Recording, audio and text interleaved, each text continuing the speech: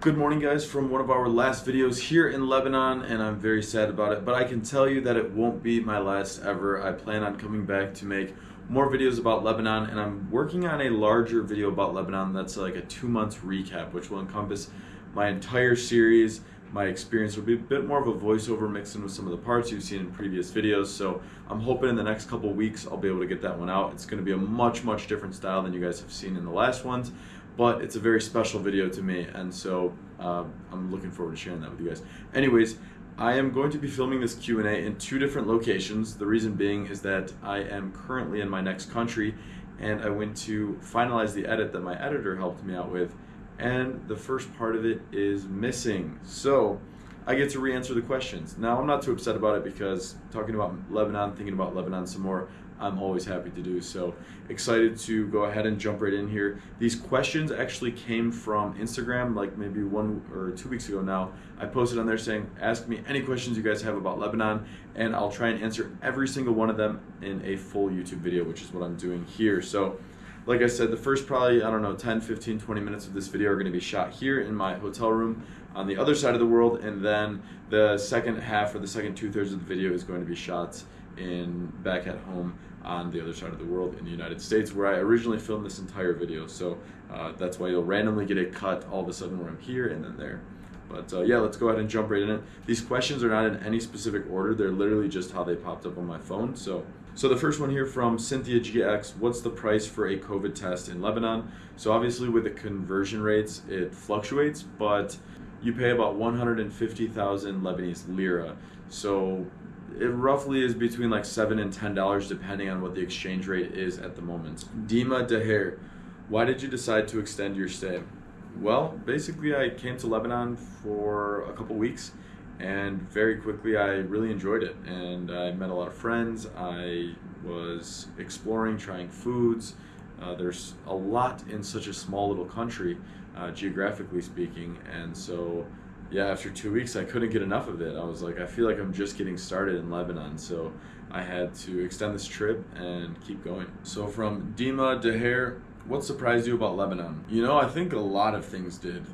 Lebanon's not a place that, unless you have direct roots, that maybe you hear as much about, except maybe more recently, like between the Beirut blast and the economic crisis.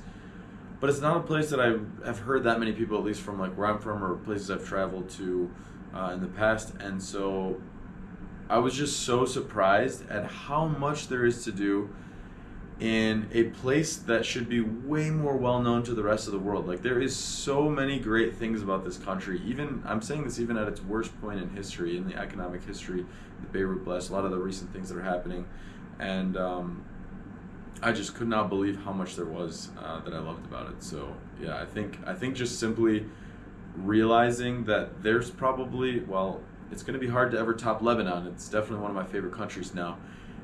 It made me really think, like, you know, there are so many countries on this planet. Like, how many of these places on the planet are just, you know, a bit more unknown to many people from outside of the Lebanese roots, and they're missing out. And so it really inspires me to want to travel to more places and make many more visits to Lebanon.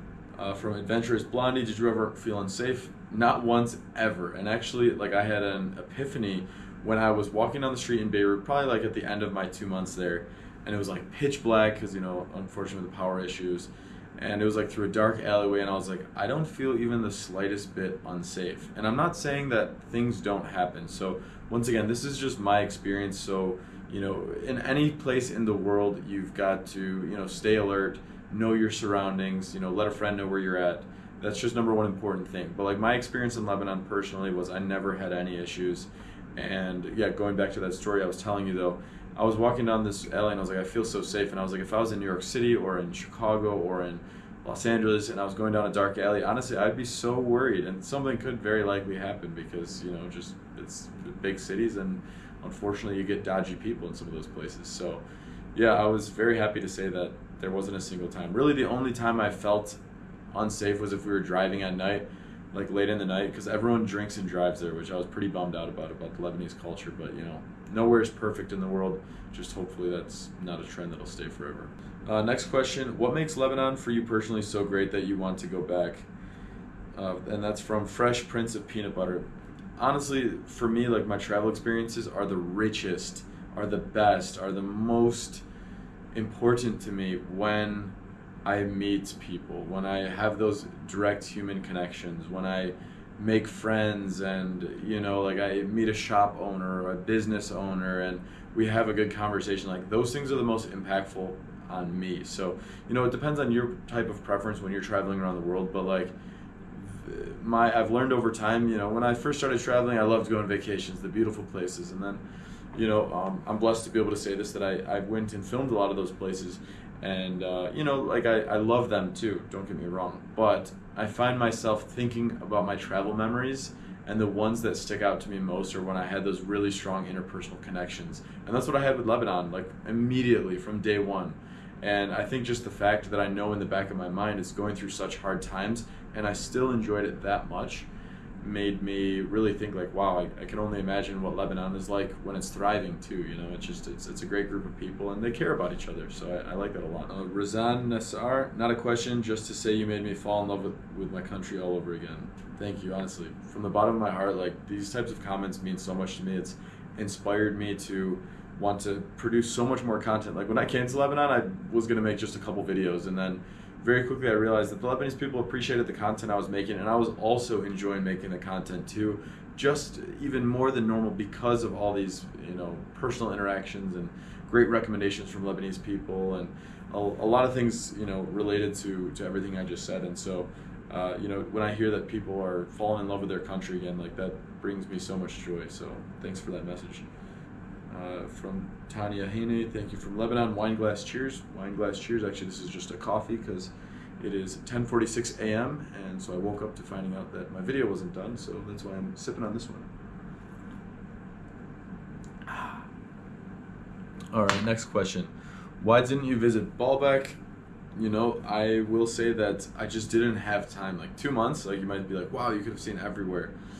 I really spent a lot of time getting to know each place that I went, and I just never happened to make it to Baalbek.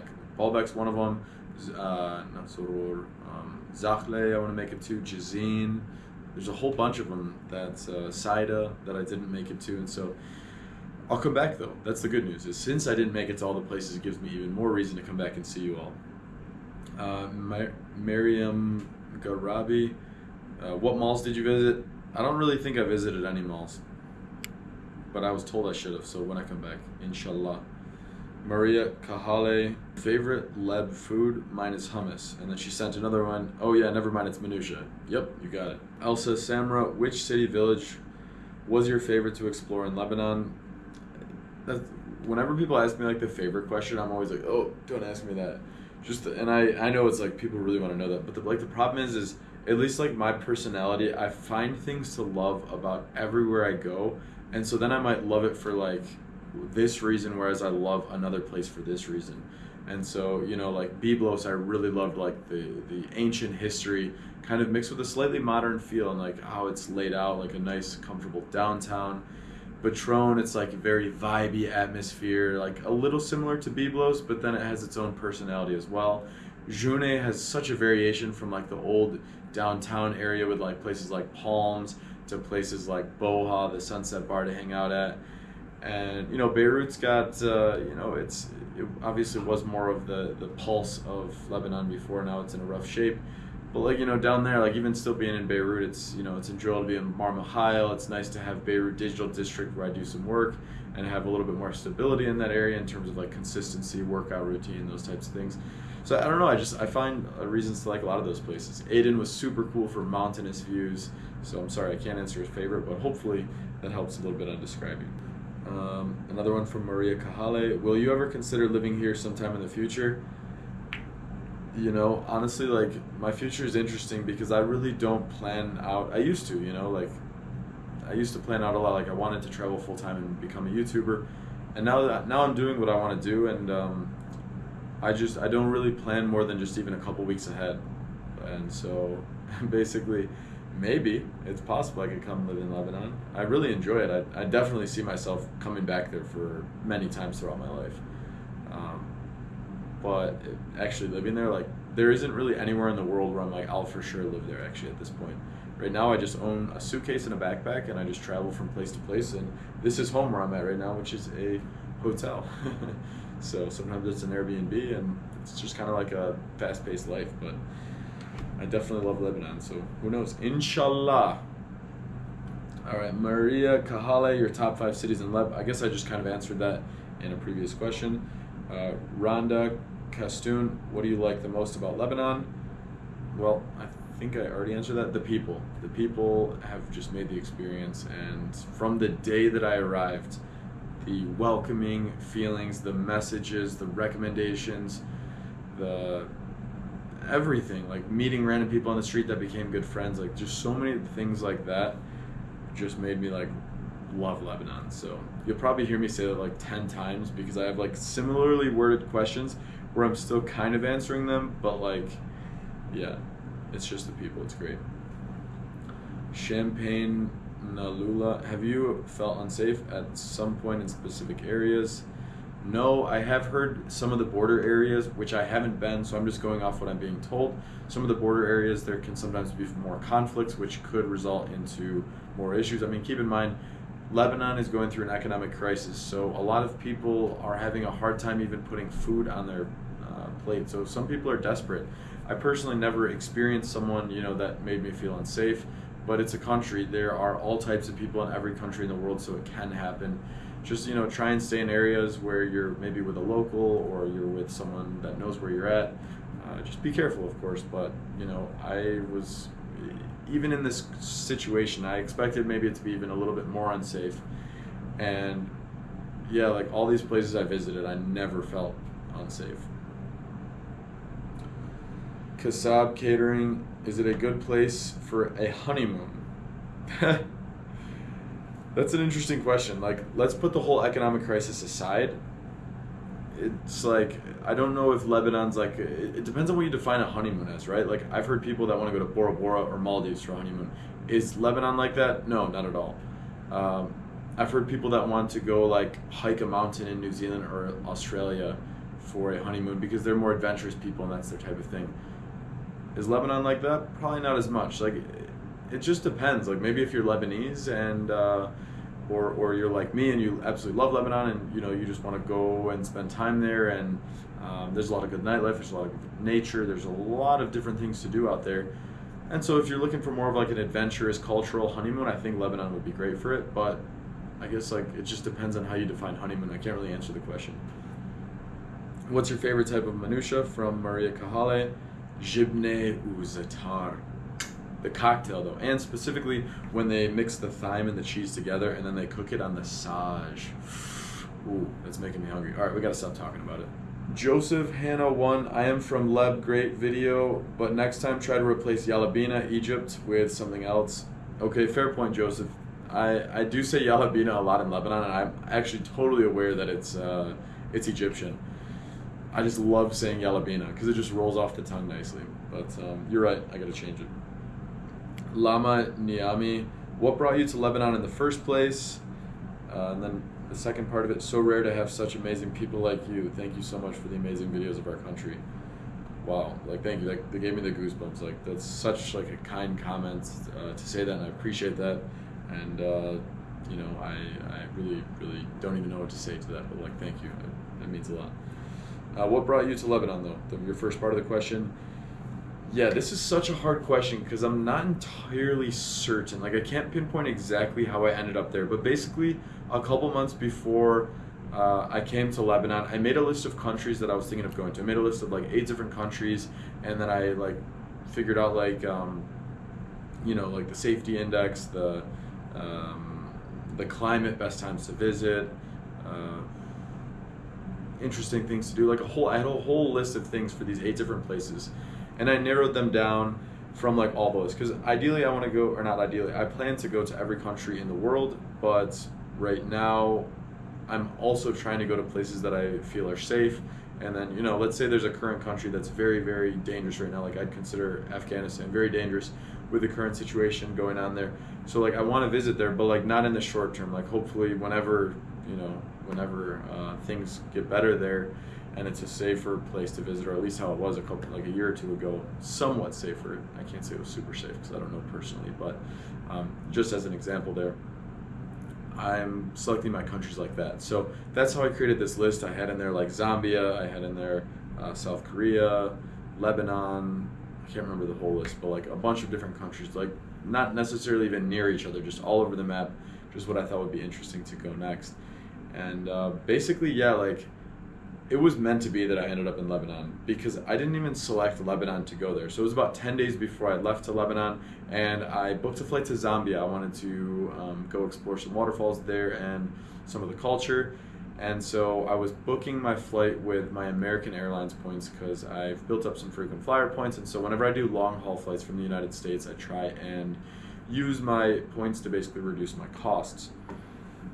That's a whole separate topic. But yeah, so I booked this flight, or I called American Airlines. I was like, hey, I would like to go ahead and book this flight to Zambia. And they're like, well, we don't have like partner airlines that can get you all the way there in this time frame. So I was like, okay, what's the closest city? So they were able to get me to South Africa. So then I was like, all right, set me up for South Africa. Booked it, boom, done.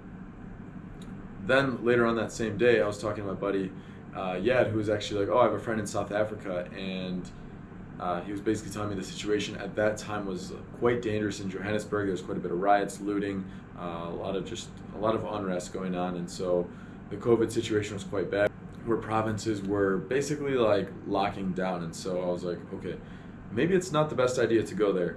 And so I canceled that one. Then I booked South Korea, and then I was talking to another friend, and they were like, double check those guidelines because it's a 14-day quarantine. So then I had to cancel that flight. This all happened in the same day.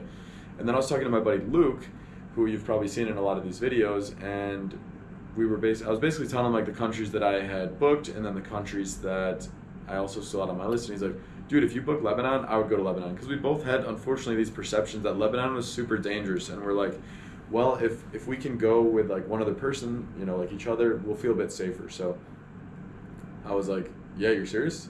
And so all of a sudden I booked the flight, and so I took a video of me hitting confirm booking, and I sent it to him. I said, all right, I'm locked in, let me know if you're coming.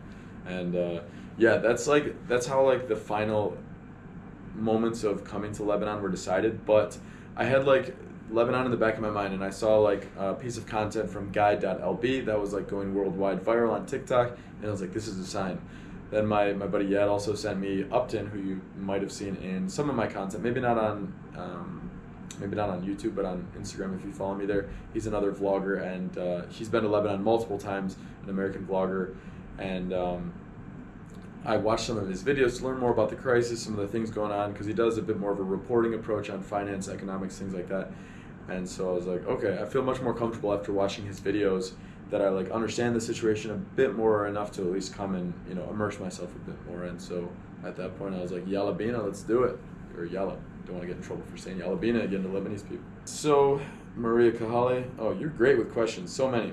We love you so much here in Lebanon. Love you all too. Maria Kahale again. What country would you say has the best weather from your travel experiences? I like warm weather all year round because where I'm from in the United States is just like always cold. We're like not always, but like for 4 or 5 months out of the year. So I'd say probably Mexico. I love Mexico. It's just got like a year-round climate. It's in the Caribbean. It's always been close for me to get to from the U.S. But I do like seasons. I'm curious to come back to Lebanon and see what the seasons are like, because a mild change in the seasons are nice, but not where it gets like so cold where it's like snowing for like months on end and it's like, you know, freezing. Sorry if I look tired, guys. This coffee's not kicking in yet, but let's get a sip.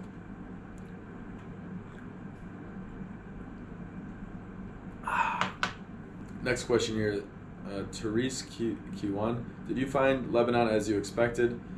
No, you know, like I feel like no matter any country I've ever been to, the imagination I have of it, the photos, you know, like when you think about something that you've never experienced, your mind makes pictures of it, and so you can imagine what you think it's going to be like. And there's very few places I've ever been in the world that are like I imagined it, you know, unless I've watched a lot of content on it, which rarely I do that because I just simply don't want my experience to be too influenced by someone else's content. to a certain extent. Like I do watch some, but like not so much where I fully understand this place from one media or one YouTuber or one content creator, whatever it might be. And so like I like that array of surprise. I like going to a place and being like, I have no idea what to expect, or I have a little idea, but I want to just have my own first impressions come to me naturally. And so yeah, Lebanon was like totally blew me out of the water. I was like in love with it right away. From Laura and Najem, we are honored to have you in Lebanon. Love you and wish you the best. You deserve the world, Mac. I don't even know what to say, but love you so much, and I really, really appreciate that. All you guys that are leaving these, it means a lot. Thank you. You guys have made me feel so loved in a place that like 3 months ago I didn't even know much about, and now I feel like it's like part of my heart. Ramzi, did you see the situation getting better in Lebanon where one could enjoy a vacation? The situation in Lebanon is very unpredictable, you know? It's like nobody really knows where it's going. And, you know, can you vacation there? Definitely. Do you need to be adapting a bit to like how things are? 100%. Transportation's a bit harder, but you can find an Uber that can bring you to like a resort. If you want like a vacation like a resort, you can go to a place like San Stefano. I stayed there. You can find that in one of my Patron videos. And it's a resort, 24/7 power, a pool, a private beach, and there's restaurants all outside of the restaurant as well. And you can have a really nice vacation there. If you want to travel around the country, yes, gas is a constrained part. You can find local tour guides to drive you around though, so like it's not impossible, but it's a bit harder. So it just depends on how flexible you are. For me, like I can go back to Lebanon any day right now and still enjoy my time because I can adapt to the situation. I understand that sometimes there's not power, which means that during the day I'm gonna have my portable, or during the day I'm gonna charge when I have power, and then at night I have my portable charger, and you just kind of like, you know, you have to work around the situation. Bajujma 8. Do we need to quarantine as tourists? So here's the thing, first of all. I'm going to give you what I know, but this was already 6 weeks ago. So it could have completely changed. And so I always recommend you to check the local regulations, the local or the current scenario of what's going on with quarantine COVID rules. About 6 weeks ago, my buddy Luke arrived. He's not vaccinated. He had a negative test, and he was required to quarantine for 3 days. When I arrived, negative and vaxxed, no quarantine. I could just walk right in. So that's hopefully that answers a bit. Look into it. Definitely look into it. Don't just go off what I'm saying because it could have changed since then. All right, from Doug Bernard, how did Lebanon compare to Egypt? So pretty different overall, but I would say what's similar is when you go outside of the main cities in Egypt, you can find a lot of the really nice hospitality in Egypt. And I don't want to say those main cities don't have that hospitality. I just think that a lot of times tourists will visit basically like the temples and the pyramids, which are the main tourist attractions, right? And around there, that also has very aggressive salespeople. And for me, I enjoyed the experience, and I respect all cultures, and you know that's just their way of life. But I know for a lot of people from countries where like no means no, like in the United States, it can be very off-putting or like a little intimidating for them when someone's trying to sell you something and they don't stop. And so like a lot of people I hear say negative things about Egypt because they only go to those tourist places and they don't fully immerse themselves always in the culture. And yeah, so like a lot of people just kind of have this perception that Egypt's very aggressive, and yeah, some parts are, but like at the same time there's also so many amazing parts, really, really kind people in Egypt, and their hospitality and welcoming was really great. Like I posted a lot of content on it, and you know people invited me to a whole bunch of places. You know, similar to Lebanon, you get a lot of that in the Middle Eastern areas, the Arab world, where you have very, very kind hospitality. You know, and that part I find to be similar, but they're also very different. You know, like very different in so many ways. The landscapes in Lebanon are like, you know, it's like there's a lot more green in the mountains and things like that, whereas in Egypt it's more desert, right? You know, like it feels way more like a desert. So I find like landscape wise they're very, very different. All right, so next question from Nazar. What do you think is the solution for Lebanon's problems? Once again, I don't think I'm equipped to make that call. I don't really know, but from what people have told me, a government that's formed that supports the people. This is just what people tell me, is having a strong government foundation is step one, that can agree on things and can start moving things in the right direction. I don't know, you guys feel free to comment what you might think. I'd find it very interesting to know your guys' opinions.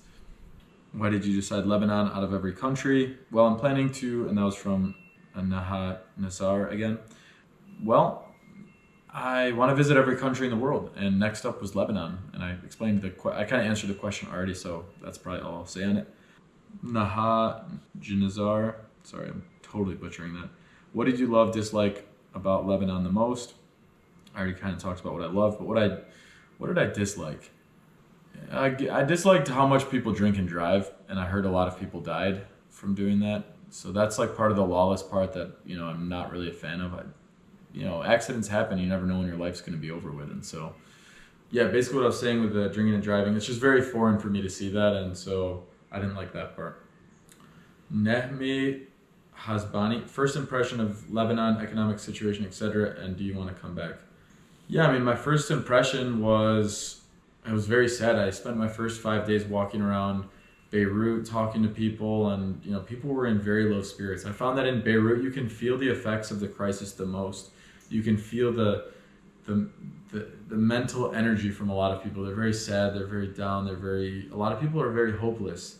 Now, I did meet some that are very hopeful still, but the majority, especially in the Beirut area, were pretty hopeless. When you go further outside in the mountains and some of the places that you don't feel the effects as much, then I found that the spirits were higher. But, you know, it was very sad for me. And, you know, on the same hand, though, I wanted to stay longer and, you know, help in whatever way I could, which, you know, for me was making content about the country and luckily bringing some sort of, some form of entertainment to some people to show some of the good sides of Lebanon. Yeah, I want to come back. Honestly, I will probably come back many times. Abutil, can you please rank Lebanon among the countries you visited? Well, out of 43, it's in my top 3. And I would say like also Thailand, Egypt, Colombia, Mexico. I really enjoyed like all of those countries, but Lebanon's in my top 3 of those for sure. The people made it for me. Nicholas Merheb, how's the people over there? Well, I said it probably a million times. They're so welcoming, and if you go there, they will make sure you have an amazing time. Jay Chashin, did you know before traveling that Lebanese people are highly educated and are trilingual? Yeah, of course. I know a lot of Lebanese people all over the world. I've just never actually been to Lebanon. Lebanese people are very successful all around the world. They're in very good positions. They own businesses. I've met people all over the world. I had some incredible Lebanese food too at this beautiful restaurant in Dubai. So I've had some exposure to Lebanese people. Just the country itself and the culture I wasn't that familiar with. But before I arrived, I was told that they speak a bit of English, Arabic, and French, and basically that they have their own dialect from that. I don't know if I knew they were trilingual before, like the weeks leading up to it, because that was so long ago. That was like 3 months ago now. Mayun 1, you need to marry a Lebanese. You will be even more connected as you already are. Laughing face. Well, inshallah, I'll marry one. But who knows? We'll see. I'm open to marrying whoever I get along with in a way where we can see a life together. But I'm in no rush to get to that step because my life's kind of crazy right now, traveling from country to country. It's hard to be consistent for my own self, so it's even harder to be consistent for a girlfriend or a future wife, you know. Bibi Tamuni, after being in many countries and seeing, do you think that Lebanon have a future? I believe, yeah. I believe that at some point Lebanon will recover. The thing is, I just don't know how long it'll take because the people are incredibly resilient and they're just great people. And I think a culture like that will thrive. I don't know what it'll take to get the country back where it needs to be, but I have faith it will at some point. From the Ashab, best minutia flavor, already answered that one. From Justiana 14, what's the best minutia flavor? In your opinion, since you became a professional? Same question. A lot of you guys are interested. It's pretty funny.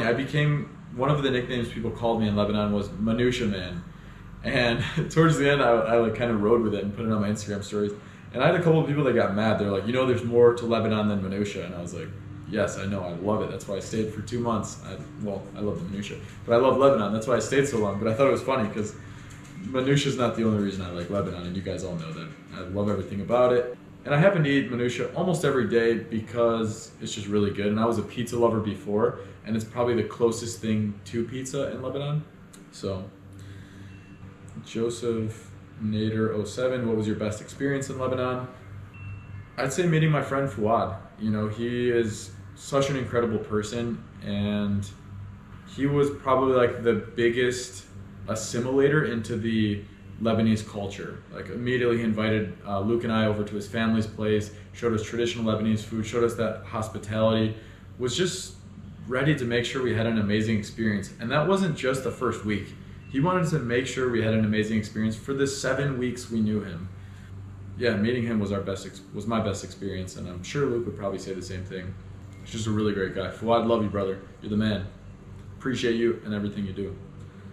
Where did you stay in Lebanon? All over. I stayed in Beirut, I stayed in June, I stayed in Byblos, I stayed in Patron, I stayed in Bashare, I stayed in Aden, I stayed in Sur, I stayed in Jaladib. I feel like I'm missing some places. I stayed in a lot of places.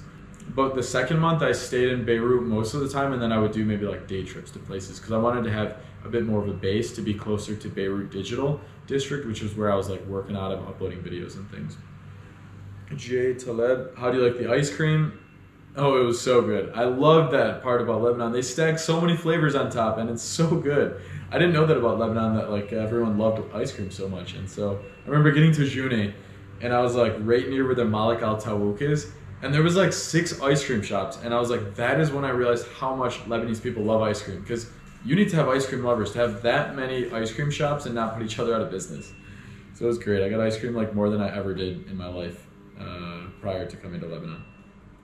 Munia Boud, how did you learn Arabic so quickly? Merci Habibi. Well, to be honest, like I don't really know Arabic. I just know like some simple greetings. Like I know, where do I even start? Sorry, Fiazbak Jibne Uzatar Manushe Amol Maruf. You know, so I can say that basically. Hey, can you bring me a cheese and thine minusha? Do me a favor. That's what Amili Maruf means. If I'm talking to a female. Yeah. I guess I use 2 different. Yeah, whatever. What else do I know? Kifak. Ne, Intikif. Michel Hal. Shua Barak. Yeah, that's right. Shua Barak. So you guys see me messing up right now. I can't even remember. That's what happens being gone for 7 days. I'm like forgetting some of the Arabic I learned. I need to get back out there ASAP because I don't want to learn because it was so fun speaking it. But I just kind of like learned some words, and I would like hear my buddy Fuad talk. And I would say that out of the Arabic countries I've been to, the Lebanese Arabic is the easiest for me to pick up on like words that people are saying. So that just made it like much easier for me. Like 2 months of repetition when I hear Fuad ordering stuff for another Lebanese friend, you just start to pick it up, and I was like, oh, is Fiazbak this or Fiazbak Hasab? Like, can you bring me the bill? Yeah, so I probably know maybe 50 or 60 words. Yeah, I want to learn more though. It was fun. What misconceptions about Lebanon surprised you the most? I don't know if it surprised me. I kind of expected this, but like the fact that the media made it look like it was a war zone.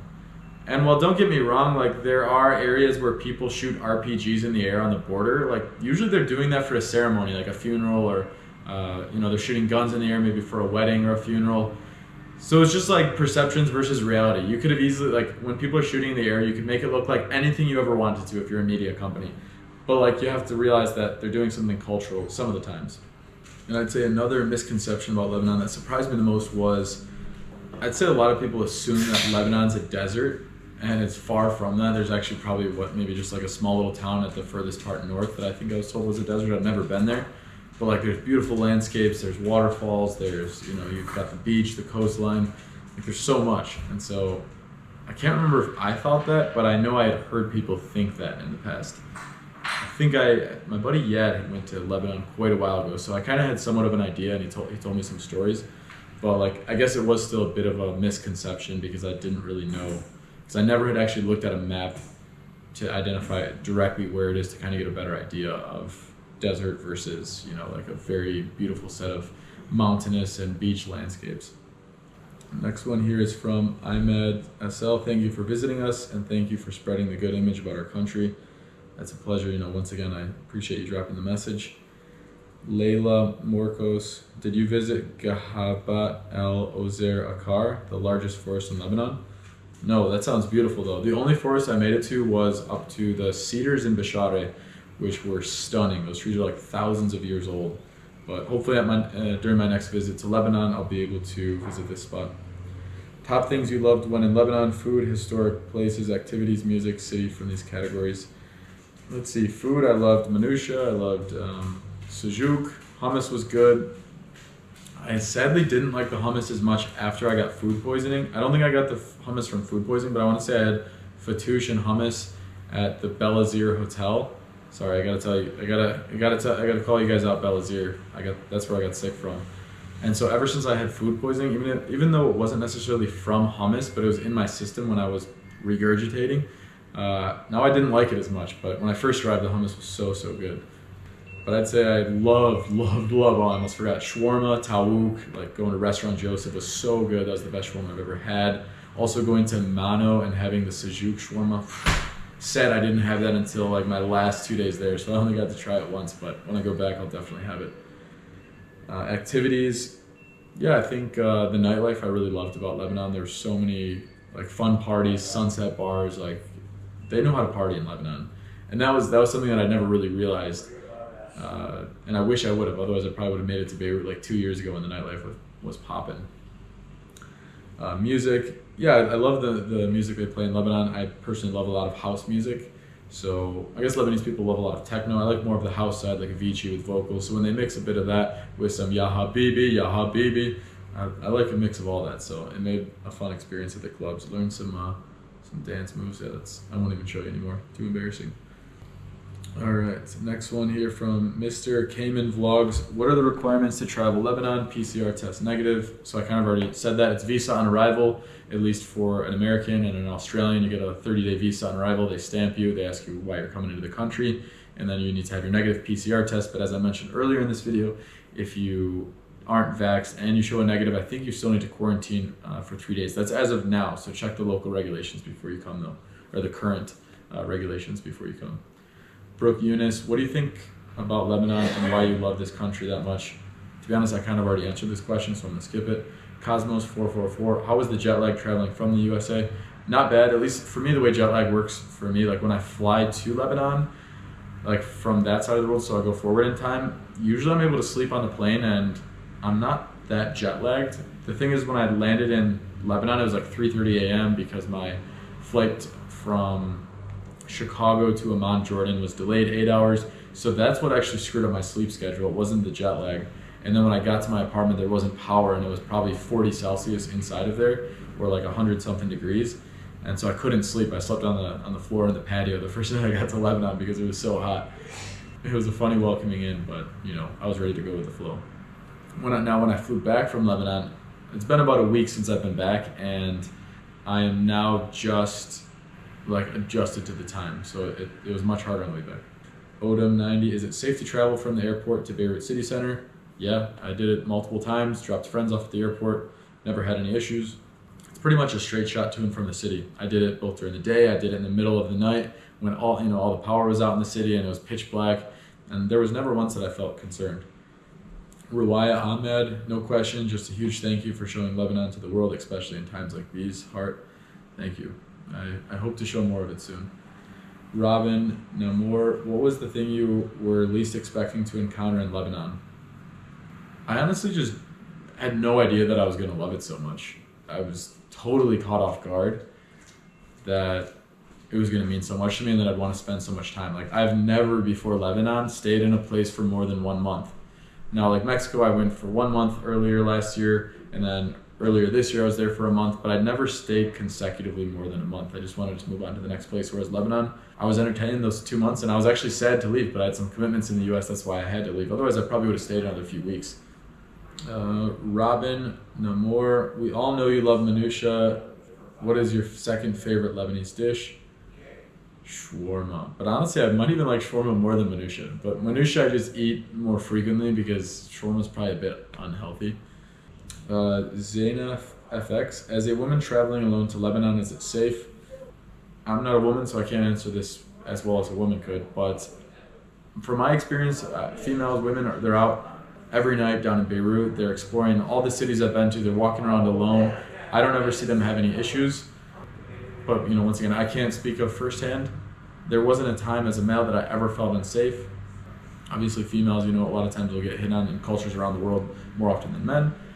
So it's hard for me to answer that, to be honest. But from what I hear, when I've asked this question to, Lebanese women living in the country, they've always felt very safe. Rimsa, a heart back at you. Estefan, Kifak, Ne, Michel Ha. Visandra, opinion on Lebanese girls. They're beautiful and they're amazing. I was lucky enough to meet many ones that I really enjoyed their company. Met, both males and females that were really nice people. And I love the Lebanese culture. So, but I'm guessing opinion on Lebanese girls because they have the sideways turned emoji licking face. Yes, they're very beautiful. Tracy, Saya, how did you and the guy who stayed with you all the time in Lebanon meet? So I have a video on that. If you check my other videos, it's how I met my best friend in Lebanon. We were just walking around. It was my 6th day in Lebanon. Luke and I had just gotten to June. We were walking down the road, asking people, filming, where can we find traditional Lebanese food? And so we asked the valet parking that's near his grandma's place, Fuad's place, where do we find traditional Lebanese food? But they didn't speak any English. So Fuad happened to be in his car, and we started chatting him up. And he was like, yeah, guys, hop in. Are you filming me, by the way? And we're like, yeah. He's like, all right, get in the car. I'll give you a tour around. So he was so nice, invited us, drove us around, and gave us some good recommendations. And Luke and I were talking. They were like, oh, this guy seems really cool. Let's hang out with him again. And then fast forward 7 weeks later, we hung out with him all the time and explored Lebanon. And, he'll be a best friend for life for sure. Fawaz, MHMD1. I feel like Lebanon is the best country you ever visited. I love all the places I visit. Lebanon probably had the strongest impact on me, and I feel the most out of all countries, I feel the strongest bond. I almost feel like Lebanon's my country now because I just had so many experiences that attached me to the culture and the country. Adam Muckled, what was the thing that shocked you the most about Lebanon? Honestly, the nightlife in the middle of the economic crisis. I couldn't believe that every single night of the week there was bangers. I'm saying straight ragers all over the country. That part blew me away. I was very confused, and people that didn't know much about Lebanon prior to me arriving there, also had the same thing. They're like, wait, I thought you were just talking about how it's in an economic crisis, but then they have these crazy parties. And so I thought that part was, interesting, but also at the same time, what I thought was amazing about Lebanese people is that they're able to still make the best out of today and live in the present, live in the moment, and enjoy themselves, enjoy their friendships, and go out and, do it despite the daily hardships they're going through right now. Field of Visions, where was your favorite place? I kind of already answered this, but basically anywhere with beautiful views of the mountains at sunset. Melodies, Poppy, is it true lots of people have left the country and it's empty? Yeah, a lot of people have left to other countries that have been able to. Some people have dual citizenship, some people have left on student visas, some people have been able to get work outside, but the challenge for Lebanese people is the passport is hard to get into a lot of countries. I think they can get into Iraq, they can get into Turkey, but I don't necessarily know if that means you get a working visa. I personally don't want to speak too much on what they can and can't get into, but what I do know is that it's hard for them you gotta get, in a lot of countries, sponsored, or you need to get hired over there, and then usually that'll cost the company some extra money, so it can be harder to get hired. But going back to the question, yeah, a lot of people have left. When I first arrived, I met a lot of, especially younger people.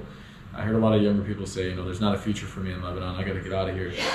And, it was very sad. And a lot of those people that I met at the beginning of the 2 months were actually gone by the time that I left 2 months later. So that was crazy. Very sad. Hopefully one day they'll be able to come back in a better economy. Okay, next question, Harom 12. You need to visit the Halab, which is the best sweet shop. Try the cheese with Ashta. I'll do my best. Rex Juice, how was the pandemic in Lebanon, Habibi? I never seen someone wearing a face mask. People that worked inside of restaurants, shops, airports, everyone wore masks.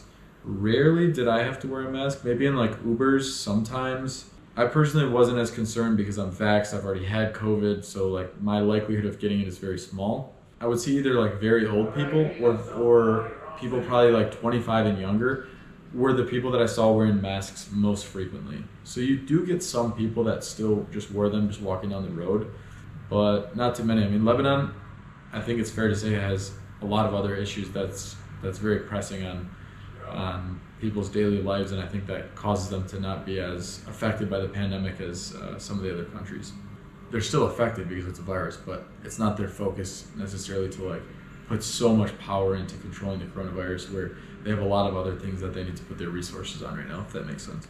Andrew Azam, how would you describe Lebanon to a blind man? I think you'll have an amazing experience because you don't need to be able to see to experience the incredible hospitality and the culture and the firsthand experiences you'll have just talking to people in their daily life. Rita Reitz, what were you expecting it to be like, and after visiting, has that changed? So I've kind of already answered this.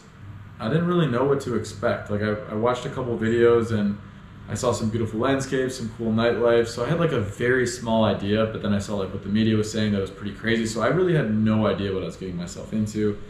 But after I visited, I realized that like this country has a lot of potential once it gets through these hardships to be an incredible nation. Like I had been told it was a couple years ago in terms of, the economics of the country, and hopefully it'll get back to that.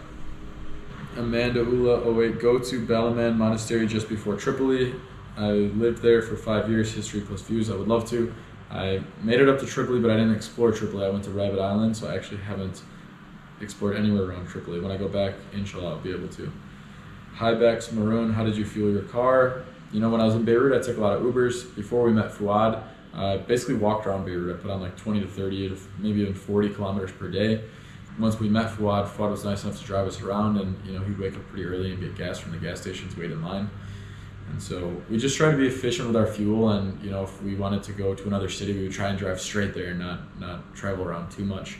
And then sometimes if Fuad was in June, I might take an Uber up from June, or there's a couple times we just took an Uber to and from June to Beirut if we wanted to go. So yeah, it made it tough. Cods, what do you think about Lebanon turning into a renewable energy city? I think that would be great. That'd be incredible, if there are solar panels all over the country and they don't need to rely on government power, they don't need to rely on fuel, that's just going to give them one step closer to having a stronger economy, because that energy is going to be coming through solar panels, if that's what you're talking about with renewable energy. I hope that is. I might have said that wrong. Renewable. I think so. Yeah, so I hope that's the case. I saw a couple places that were like up in the mountains that had solar panels, and they never really experienced much of the electricity outages because they're self-sustaining. Within winter, what did you learn from your experience in Lebanon? I learned how to not take things for granted. I learned how to be a little less focused on tomorrow and more focused on today, to be able to live in the present and not always be thinking about what's life going to be like next week, next month, next year, always being worried about it. I was able to take a step back and enjoy life and focus more on the relationships around me, the people around me, rather than just kind of being occupied in the future of life. Next one, Kevin Lahoud, favorite restaurant? Restaurant Joseph. And the Palms, because that's where Luke, Fuad, and I became really good friends the first couple nights we hung out. Hi there, do you feel like it's safe for a woman to travel to Lebanon alone? Also, no driving license, easy to visit anyways. Thanks, love what you do. So I personally never drove a single time I was in Lebanon, and I also don't want to, because the driving rules are just much different. Most of the stoplights are out. Like, people are used to driving there. They're more alert, they're more attentive, so things kind of just work. Not all the time, there's still accidents, but coming from the US, like, there's street signs. If you even like cross the line without your turning signal, you might get a $200 ticket from the cops. So it's very orderly here, versus there it's basically lawless how you drive. If you're used to that, you can drive pretty safely. There's still risks though. But I already answered the question on, if you're a woman traveling around. From what I've been told and from the experiences I've observed, it seems like it would be. How did you deal with the electricity shortage? From Layla, I just kind of got used to it. I would charge my stuff during the day. I would go to Beirut Digital the second month, and that's where I would charge my phone during the day, charge my laptop, be able to work. But you still have power some of the time. It depended on the apartment that I was at. Sometimes I would have power, maybe 18 out of the 24 hours per day.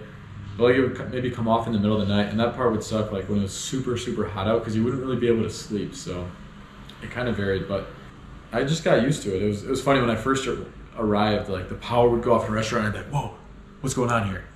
Because that's just so foreign. Whenever that would happen, like in the US, would only be like during a storm, or like if someone hit a telephone pole, which is, rare that you experience that a lot. And so at first it totally threw me off. But after a couple weeks in Lebanon, like the power just goes off. Like I could be talking to you like this, the power just go off, and like no one would even flinch. You just keep talking and eating.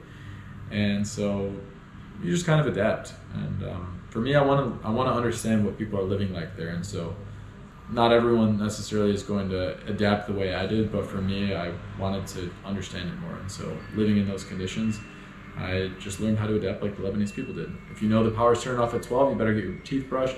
You better get all the things you need done before 12, so you're good to go. From Mohammed, did you visit Saida in Lebanon? Sadly, no. I drove through it on my way down to Seward the last weekend, but when I come back to Lebanon, I'll definitely make it there because it looks super cool. Michelle.ph, did you feel like you changed after this experience? Totally. I kind of already talked about how it touched me. It's made me rethink things. It's made me be maybe a little less wasteful sometimes with food. It's made me, remember to turn the lights off a little bit more. Just things I honestly wasn't very good at. Don't run the water as long. Just, conserve resources, don't waste. It's taught me to, like I already said, live in the present. It's taught me to value relationships even more. It's taught me to, to talk to random people more and get to know their story. I do that a lot anyways, but like, after meeting all the people in Lebanon and so many great experiences just from walking up to people randomly, it's made me want to do it even more. Your favorite city from Michelle.ph, already talked about that. Michelle.ph, how did they treat you? Amazing, every single day. Everyone treated me so well, I couldn't believe it. Lebanese people they want you to have an amazing experience in their country. They're just great people all around. I've said that a million times in this video, but I'll say it a million more. Tamer.zh, what was your favorite moment in Lebanon? Love your vids. Already covered that. Thank you, brother. Jordan Trinell, where to get the best shawarma? Restaurant Joseph. Oh my God, so good. Make sure you get extra toom on there. I've come a long way, guys. I used to call it garlic aioli when I first arrived. And then also, you should get it from Mano and get the Sejuk shawarma. Also extra toom on there. German girl, Linorge. Just coming back from Lev myself, how did you manage to travel so much during the fuel crisis? I kind of already talked about that. Waited in line, got the fuel, tried to conserve it, and went to places and stayed there for a few days and then headed back. Yasminez, did you enjoy your time there? Absolutely. That's why I went from 2 weeks to 2 months there, and I'll be back again probably once or twice again this year. Yasminez, how did you find it? Kind of already answered that one. Sarah Lakis, was it expensive, the areas that you went? No, unfortunately with the currency crisis, yeah, for me it's very cheap, but it's sad for me that hearing what the prices were 2 years ago and what it is today, because it just showed how much the currency crisis has just destroyed the Lebanese lira. So yeah, it was really cheap. I probably spent maybe $2,000 a month, and so that probably people would be like, whoa, how'd you spend so much? I was just doing a lot of stuff, and whenever I could, I'd try and cover meals for like friends and people I'd meet. But it's hard to, because Lebanese people always fight over the bill. But I did a lot of things all the time, and I stayed in pretty decent Airbnbs. That was like the majority of my costs, but you could spend way less, to be honest, than I did. Gino Rady Fan Club. Did you notice that Christian areas were cleaner than Muslim ones? No racism though. I don't know. I wasn't necessarily paying attention to what was a Muslim and Christian area, so I can't really answer that. I don't know. Sorry. Sharon Meiti. They say there is no electricity or petrol or groceries. Your videos look different. Why? Yeah, so when people say there's no electricity or there's no petrol or no groceries, you gotta understand what they mean by that. So like, there isn't like absolutely no gas, but people say there's no more gas in Lebanon. But what it actually means is there's just a very small supply and there's a high demand. So there's massive lines with a small amount of fuel that there is. So you see these crazy long gas lines, and it almost is like there's no fuel, but there's still some. Electricity, the government gives, I don't know, like 2 to 6 hours of power. It depends on the region of the country you're in, on how much government power you get, but it's apparently been like that longer than the crisis. Well, that's why most buildings have generators, because before the crisis, they would just have fuel deliveries, and the buildings were powered by the generator power most of the time when the government wasn't providing power. Now, obviously, with a fuel shortage, then there's not as much electricity. And so that's why both there's no gas and no fuel, or no power, because of the shortage of fuel. And so groceries, obviously, like if there's no power, there's no fuel to run the generators, then that's when there's a lot of restaurants or smaller grocery stores or bigger grocery stores that didn't have power. They couldn't maintain the temperatures of their food, which then led to things spoiling. People get food poisoning.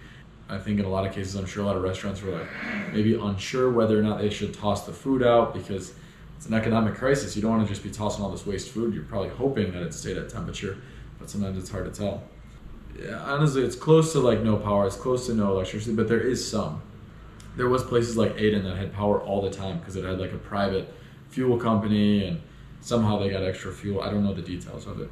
Ash Francisco, was there places where you felt discrimination between man and woman?